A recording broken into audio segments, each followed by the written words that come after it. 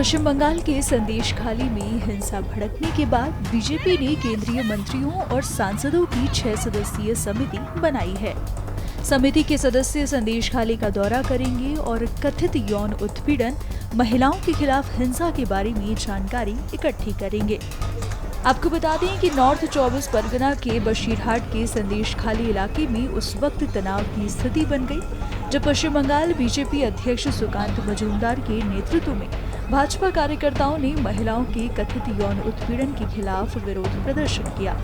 इस दौरान पुलिस और बीजेपी कार्यकर्ताओं में झड़प हो गई। इस बीच सुकांत मजूमदार बेहोश हो गए। वहीं कार्यकर्ताओं पर पुलिस बल का इस्तेमाल किया गया। पश्चिम बंगाल की ममता बनर्जी सरकार को घेरने के लिए बीजेपी अब पूरी तरह से तैयार है। हम इसका स्वागत करते हैं कि आदरणीय भारतीय जनता पार्टी के राष्ट्रीय अध्यक्ष जी ने इस फैक्ट फाइंडिंग टीम को गठित किया है, क्योंकि आज पश्चिम बंगाल की पुलिस ममता बनर्जी के इशारे पर तृणमूल कांग्रेस के काडर की तरह काम कर रही है। वहां पर कोई भी जांच या इन्वेस्टिगेशन निष्पक्ष तरीके से हो ही नहीं पाती है। बार बार हाई कोर्ट को किसी जांच को सीबीआई या एनआईए या एसआईटी या किसी और एजेंसी को सौंपना पड़ता है। इसका मतलब कि वहां पर पश्चिम बंगाल की पुलिस कोई भी न्यायपूर्ण तरीके से काम नहीं करती और इसीलिए वहां की वस्तुस्थिति से लोगों को भी आगाह कराने के लिए और उस पर संज्ञान लेते हुए, जानकारी प्राप्त करते हुए अगले कदम उठाने के लिए जो ये डेलीगेशन बना है, मैं इसका स्वागत करता हूं।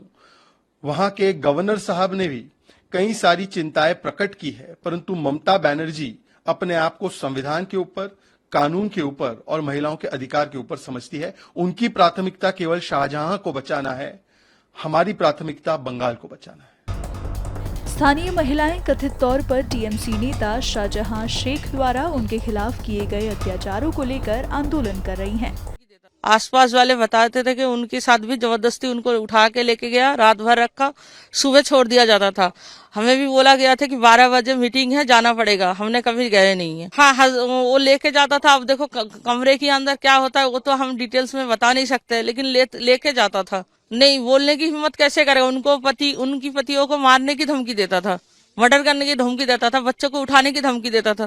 कौन इतना लाइफ रिस्क लेके कौन ये बात करेंगे? हाँ, लेडीजों को भी मार पिटाई होती थी वहां पे अंदर, और उसका हस्बैंड को भी। हाँ, हाथ पैर तोड़ दिया जाता था, बिस्तर से उठ नहीं पाते थे। ऐसे हालत का 3-4 दिन तक वो हॉस्पिटल में एडमिट भी रहा है। ऐसे बहुत लोग हैं।